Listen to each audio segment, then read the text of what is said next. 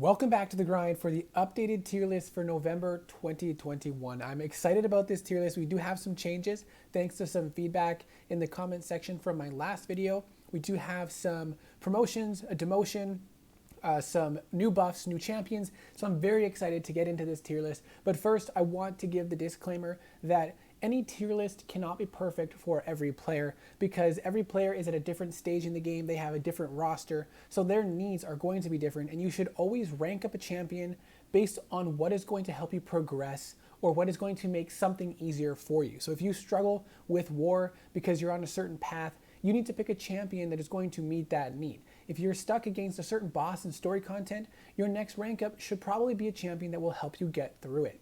But this tier list will hopefully be a general guide to help you see how much value a certain champion has, but each champion you're going to need to look into and research because you might not enjoy the playstyle of a certain champion. You might not like a certain champion's animations and you might not want to play them because of it, or you'll only want to play them in limited situations. And maybe I say a champion is not as good as another one, but you love the champion that doesn't really have as much to it. You're probably going to want to play it a lot more. And this game is about fun, but again, you need to make the decision based on what you're going to enjoy playing and what is going to help you most in the game coming up next. But let's take a look at the tiers that I have laid out. We have top tier, and in my opinion, and I've gotten feedback from others as well, but this tier is supposed to be the ones that are no-brainers. Most accounts are going to benefit from this champion immediately, so you're going to want to rank them up as soon as possible, and they're likely going to do something for you of value right away. The next tier is what I would say strongly consider these champions. Most players will find a good use for them right away, or it'll be nice to have in the roster, regardless of the other champions that you have. The next one below that, these are all really good champions still. It's roster dependent, and this is, some accounts will find a use right away, and you may have other champions though that fill the same need, and you may not need this champion. But if you do need this champion to fill a certain need, it is going to be a good champion and they will do it well, and they fill that certain need.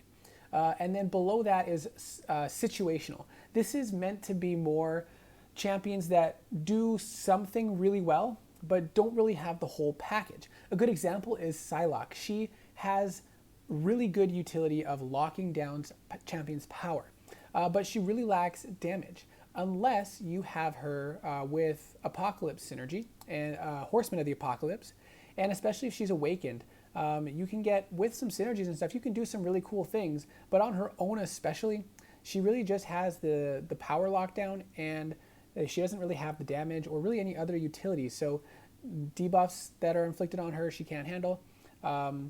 Evades she's going to struggle with unless she's high sig and with a specific synergy.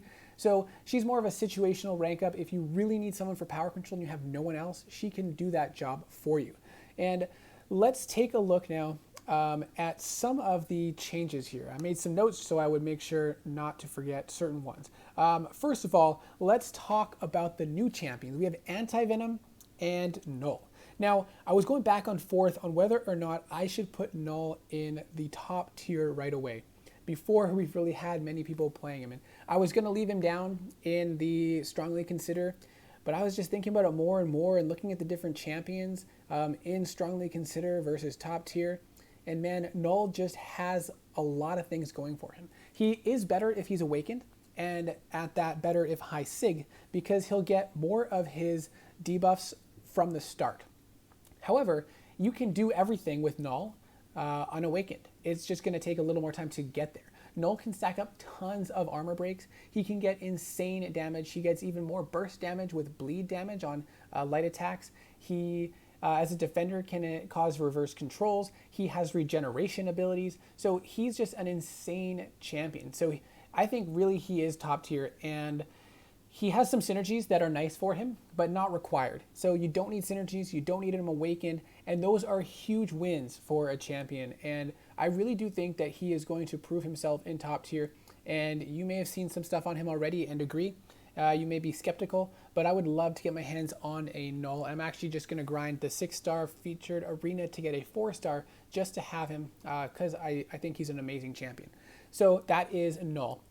The other new champion for this month, or this past month, I guess, was Anti-Venom. And Anti-Venom, where did I put him? I put him here in the roster dependent category.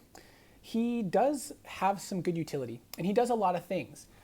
But if you don't need the certain things he does, you probably have a champion for it already that is better. The thing about Anti-Venom is he will do a lot of different things all packaged into one, but none of them are really the best. He does have really good damage potential, but it does take some significant buildup, and that's where he kind of falls short of Null's damage, is Null can get into the damage pretty quick. Like throw off a special 1 and then your special 2 is going to deal some crazy damage. Throwing off that special 2 will end a lot of common fights, and maybe you'll have to do a few more hits after that, but Null just has some ridiculous damage, where Anti-Venom, he takes some build up, and so he is lacking a bit there, but like I said, he's got lots of varied utility, just he's not really the whole package. He doesn't do the best at those things as other champions might. So I would say roster dependent. If he's going to answer something for you, he's going to be a good champion for you, and he'll do more than even just that one thing you need, but I wouldn't say he's in the same level of the strongly considered category. Next, some prior buffs that we had. We had Thor Ragnarok, and Thor Ragnarok got a really solid buff. He does lack a few things for him, and I'm putting him currently in the roster dependent category because there are certain, if you didn't know, these ones are hyperlinks. You can go to videos that I have on these champions. But Thor Ragnarok can do some crazy damage after you throw off a special 3. With certain synergies, he can go absolutely nuts with damage. Awakened, he does even more damage, but you don't even need synergies to stun lock opponents. And after your special 3 Wrath ends, then the damage is going to be really poor, and you're going to have a really long stun lock session if you haven't killed the opponent. But with an appropriately ranked Thor Ragnarok, the damage is so good you can finish fights really quick, and there's tons of Act 6 lanes, some Act 7 lanes that you can do that. You can stun lock opponents, and this can completely ignore any sort of power matchup where they're going to gain lots of power. As long as you can debuff, stun, apply armor breaks and shocks ideally, then this is going to be a great champion for that path, as long as you can get to the first special 3. And the main synergy that will give him easy access to that stun lock without too much perfect timing of things is going to be Proxima. And if you want to see, I do have a video on using an unranked, unawakened Thor just to clear some Act 6 content, and it's really fun. He's fun to use, but you have to be able to get to that special 3 before you can really unlock that, and then you have to be able to knock them down repeatedly, stun them, and apply armor breaks and shocks. Now, the other buff that we're going to talk about is Miles Morales, and Miles, people said he should be higher. I did have him in the situational because I was mostly focusing on his ability to ignore unblockable special attacks and attacks. I moved him up into roster dependent because he does have a little more utility than just that, but really that's his main thing. If you're not worried about unblockable special attacks, you're probably not bringing Miles in most situations. Now, you may have a certain love for him, and maybe you're getting really good at him. He does have a bit, without synergies, it's a bit of an annoying way to access his damage potential, but he can do a pretty decent damage if you invest in him, practice him, and again, if you do need the utility he offers, or if you struggle with matchups that have unblockable special attacks or nodes that result in an unblockable passive or buff, he's the best champion for it because you can just sit there, lock him in the corner, and continue throwing heavy attacks and never have to worry about being hit because everything will miss if it's unblockable. So I did move him up a little bit. He is a solid champion for a few specific things, but I wouldn't say he's in the same tier as some of the other ones above. Another thing I want to talk about is a buff for Spider-Man 2099. I had him in the roster dependent category, but I think that he has earned the strongly consider because he's not only good for fights that have power gain, passive power gain, and in those fights he does excel. He does have decent damage potential. You do want him high sig ideally, and there are some synergies that will help him out, but he is someone that you should likely consider if you do have him, especially awakened.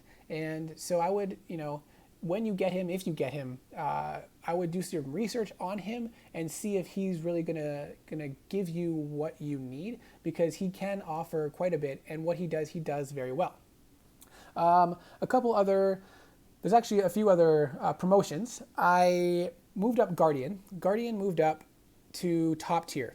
I had him in strongly consider, as he's an amazing champion, but as I continue to look at him more and more, especially when he's high sig, preferably max sig, he's good with suicide masteries, and what he offers the team is just so valuable, especially the block proficiency for a lot of champions that struggle with that.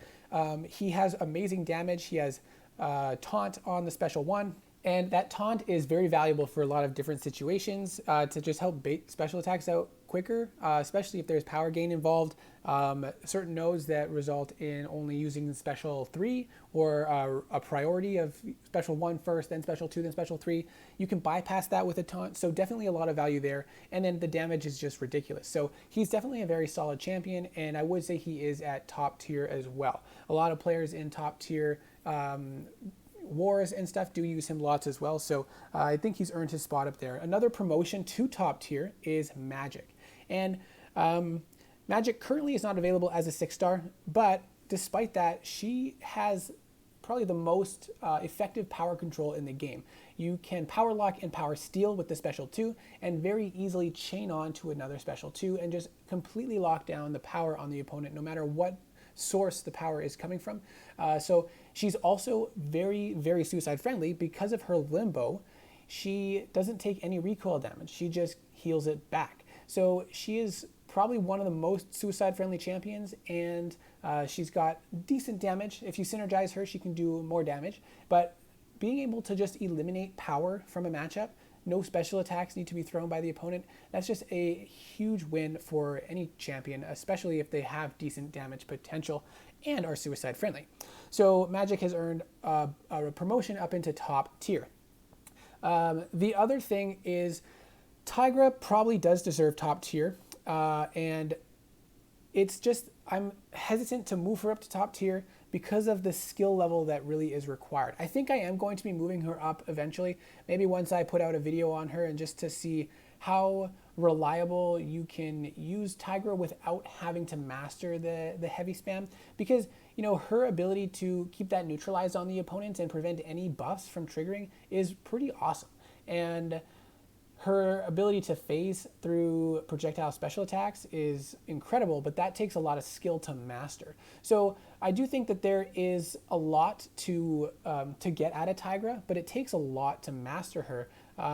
So I'm leaving her at strongly consider for now, because I think you really do need to consider her because she is a top tier champion, but I don't want to lead someone to say, oh, I'm going to rank her up right away, and then they realize that they struggle to play her. So that's why she's to strongly consider. So you can consider if you want to put in that investment or not. Now the next one that got a promotion is Wolverine.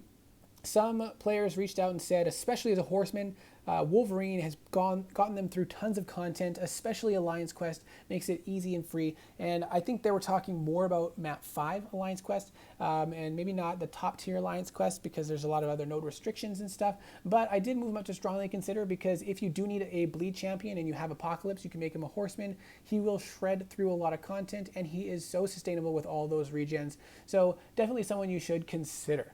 And then the next promotion was actually Yellow Jacket. I had him down in situational, but Yellow Jacket has a lot of utility built into his kit. He has slow, he has some okay damage once you get him up over 100 charges. He has Power Stings, which is a limited ability that not a lot of champions have. Power Sting. It is getting more common, but if you need Power Sting, he can do that for you.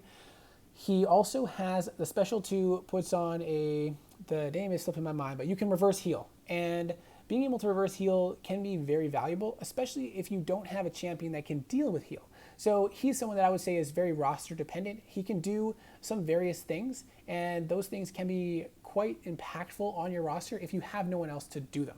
Now the next one that did get promotion is Luke Cage, and I brought Luke Cage up to roster dependent because he also has some additional utility. What is nice about Luke Cage when awakened is you can basically ignore the fact that the opponent can throw a special 3. And as long as you let your indestructibility go back up, you can push him to a special 3 and it won't matter. And there's lots of situations where that is just so valuable.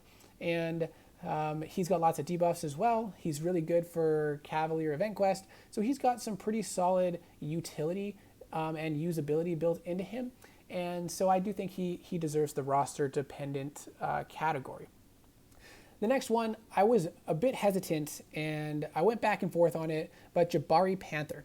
Jabari Panther, I've had several people reach out and say, man, Jabari Panther is very underrated, and I do believe she's underrated. I did have her down in roster dependent because, you know, she's not the best at the things she does except the Purify, the cleanse mechanic, sorry. She is amazing with that. But her other utility that's built in, she can do a lot of other cool things, but she's not the absolute best at it, or it takes a little bit of build up. And the build-up might not be easy in all situations. But I kept looking at it more and more and considering her a little bit more and more. And the damage that she can access, the bleeds that she can put out, she can ignore evades, she can cleanse, especially in situations where you're gonna have a lot of debuffs applied to you. She just excels so much, even unawakened. But outside of that situation, like where you're having lots of bleeds or poisons applied to you, then you're going to want her at high sig, and you're likely going to want to synergize her up in order to really feel like she is a champion that deserves the spot of strongly consider. So I would consider her to be kind of in between that roster dependent strongly consider spot, especially if she's not awakened. She would probably be more roster dependent, and if you don't have the right synergy champions, she might be more roster dependent. You might have other champions that you would better use instead of her, but she can, in the right situation, she can definitely be up there with the strongly considered champions. And then we do have a demotion. I'm not going to say that Symbiote Supreme is a bad champion. He's definitely an amazing champion. In the right situation, he's going to, oops, don't mess this up here. He's definitely going to excel, but I feel like he's not doing as much as he may have used to. And I don't really use my rank 5-star Symbiote Supreme that much, and I had a choice in a recent Nexus crystal to choose Mojo Awakening or Symbiote Supreme first time as a 6-star, and I went with the Mojo Awakening, and that kind of helped me realize that, you know what, I'm not really dying to get that Symbiote Supreme as a 6-star because I have him as a 5-star and hardly use him. But in the situation where you're going up against an opponent with a lot of buffs that you can bleed, he's going to do some insane work for you. Also with Suicides on, you're not really going to want to use him that much because he uses a lot of special attacks, and you also ideally want to have Mystic Dispersion. So he definitely is more of a roster dependent champion in my mind, but he is an amazing champion. And that's the thing, is like, even these roster dependent champions, a lot of them are incredible champions. Like Crossbones is a phenomenal champion. Black Widow Deadly Origins has some crazy damage. She's a lot of fun. She's got some utility. And even some of the situational champions in the right situation are also really amazing champions. So that is it for the new champions, the buffs, and the promotions and demotions. If you have any comments or feedback on which champions you feel should go up or down, I'm always open to hear your arguments. And then I'll continue to do more research on them and test them myself to see what you're talking about, what I think about it, and then we'll talk about it more in the next video. But let me know what your thoughts are. I hope that you're appreciating and enjoying these tier lists. Again, I was hesitant to do them at the start, but I think I'm enjoying it so far. I think that I've got some good feedback on it and that it has been valuable to others. So let me know. I'm interested to hear your thoughts, and I really hope to see you in the next video.